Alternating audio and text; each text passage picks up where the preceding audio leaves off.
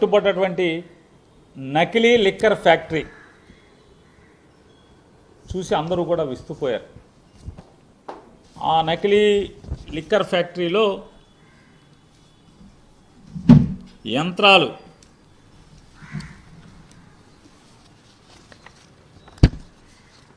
ట్యాంకులు, అంటే నిజంగానే ఒక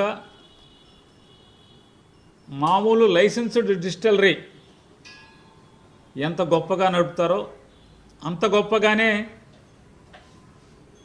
భయం, జంకు బొంకు లేకుండా ఏమాత్రం ఇంత కూడా పట్టుబడతామేమో అన్నటువంటి భయం లేకుండా, అంటే ఏదైతే ఆల్రెడీ రెప్యూటెడ్ బ్రాండ్స్ ఏ ఉంటాయో, అంటే జనంలో ప్రాచుర్యం పొందినటువంటి బ్రాండెడ్ లిక్కర్స్ ఏ ఉంటాయో, అదే లిక్కర్ సీసా, అంటే అదే సీసాని పోలినటువంటి సీసాలు, వాటి లేబుళ్ళు, మూతలు, సీళ్ళు, ఇటువంటివన్నీ కూడా తయారు చేయటం. ఆ సీళ్ళు వేసే యంత్రం కూడా మన దసరాలో చూడండి ఆయుధ పూజ చేస్తాం మనందరికీ. అంటే వ్యాపారానికి ఏమేమి ఉంటే, యంత్రాలు ఉంటే యంత్రాలు, కార్లు ఉంటే కార్లు, ఏముంటే అంటే పరిశ్రమ అయితే యంత్రాలకు అన్నిటికీ పూజ చేస్తారు. దసరాకి దండేసి పూజ చేశారు. దండేసి పూజ చేసినటువంటి పరిస్థితులు మనం చూసాం. మూతలు, క్యాన్లు ఈ మొలకల చెరువు ఫ్యాక్టరీలో. దానికి ముందు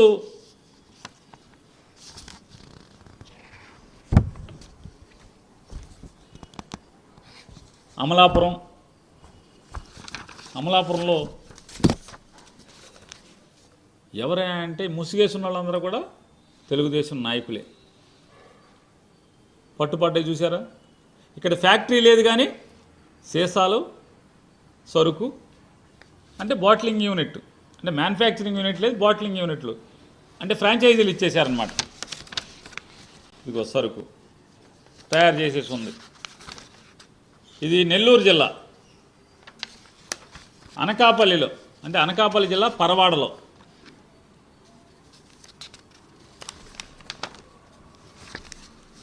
పరవాడలో చూడండి, అసలు మామూలుగా అన్ని చోట్ల ఉన్నాయి. ఏదైతే రెప్యూటెడ్ బ్రాండ్స్, అంటే బాగా జనబాహుళ్యంలో ప్రాచుర్యం అండి, జనం తాగటానికి అలవాటు పడ్డటువంటి బ్రాండ్లలో సీళ్ళు, మామూలుగా బేళ్ళు,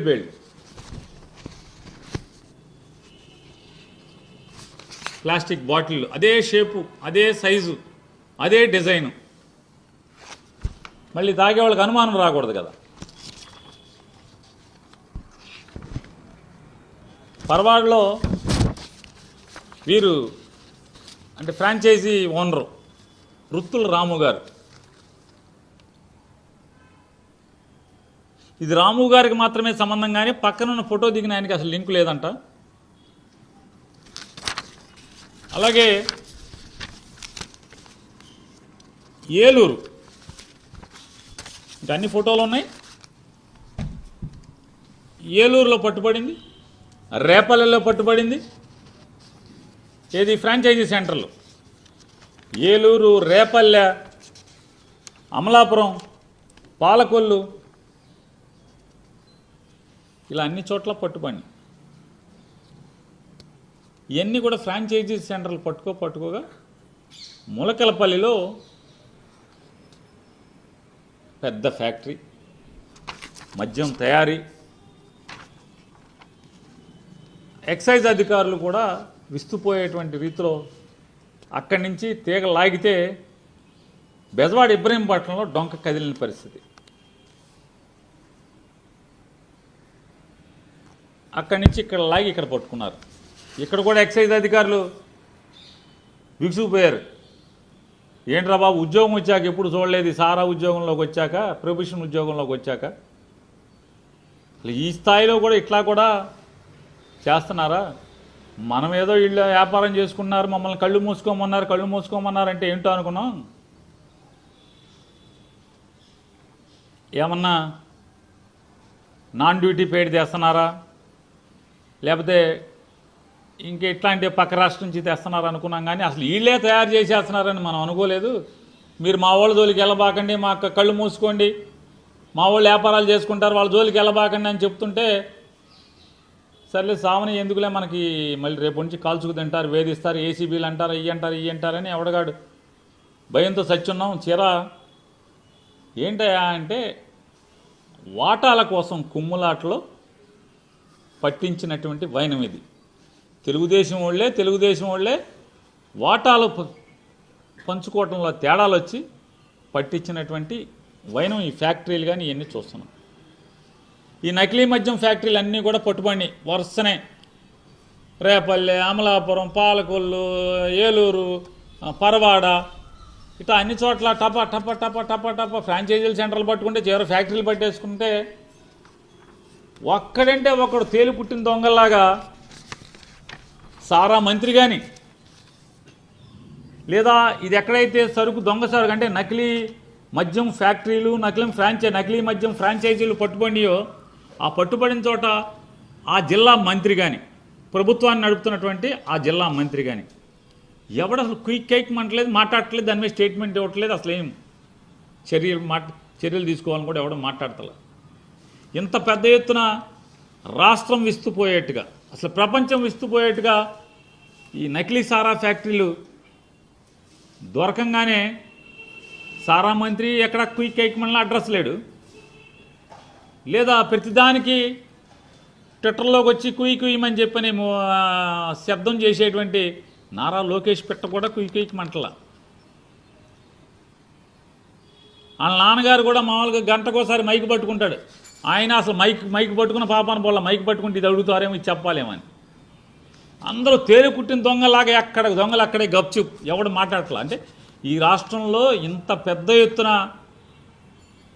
నకిలీ మద్యం ఫ్యాక్టరీలు పట్టుబడుతుంటే ప్రభుత్వాన్ని నడిపేవాళ్ళు మామూలుగా ఎవడ దొంగతనానికి వెళ్ళాయనుకో, ఆ ఇంట్లో బీరో సాటం దాక్కున్నప్పుడు తేలు కుడితే ఏముంది, అరిస్తే ఇంటోళ్ళు లేచి ఎమ్మకొట్టుడు కొడతారని చెప్పి తేలుకు ఆడు లోపలే పిసుక్కుని అట్టాకు నుంచుని ఉంటాడు.